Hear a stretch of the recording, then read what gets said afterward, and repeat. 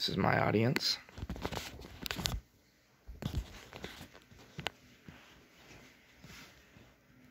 Hi, my name is Ben, and I'm doing a persuasive speech on why the Second Amendment of the United States of America is so important. The Second Amendment is an important right that every American has, whether they exercise the right or not. The Second Amendment, or commonly known as the right to bear arms, protects our everyday way of life and keeps unruly chaos from entering our society. To understand why the Second Amendment was created, you must understand when it was created. The Second Amendment was created in 1791 by the newly formed United States Congress as one of the 10 amendments, formed by the Bill of Rights. The body of the Second Amendment reads as follows: a well-regulated militia being necessary to the security of a free state, the right of the people to keep and bear arms shall not be infringed.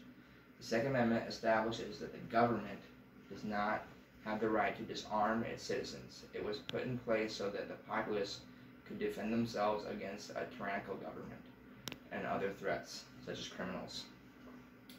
So why did the Founding Fathers want to put this amendment in place? Well, they just exited out of the Revolutionary War, where they seceded from the British Empire and the tyrannical rule of King George. They did not want the United States to become a tyrannical rule over its people, so that's why they put the power in the people with the Second Amendment. Populaces in other countries that do not have the right to bear arms and their legal government rights tend to lead, or can lead, to a tyrannical rule.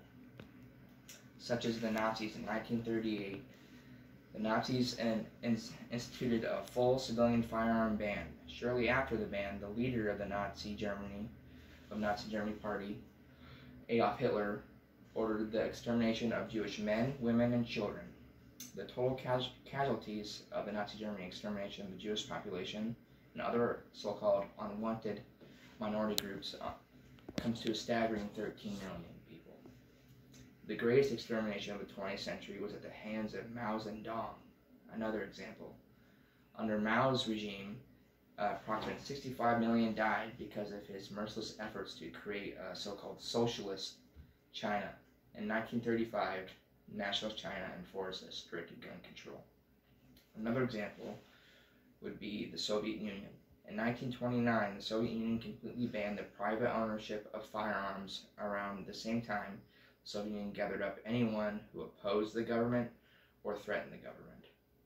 They either were executed on the spot or put into labor camps and worked to death. This atrocity against humanity resulted in tens of millions of deaths. No one really knows the number, but that's the estimated number. So I might ask you a question. Could the right to bear arms in these countries' governmental rights have saved them from genocide? I think so. So what are the uses of the Second Amendment in the United States? The uses of the Second Amendment of the United States as follows: for hunting, self-defense, and other recreational activities. Lawful use of firearms can defend your liberty, life, and livelihood. According to the CDC, in the United States alone, firearms are used defensively between 500,000 to 3 million times each year. But that's only a fraction of the estimated number, as most self-defense incidents are never reported. Areas in the United States that have the most gun control, such as Chicago or New York, tend to have the highest crime rate and homicide.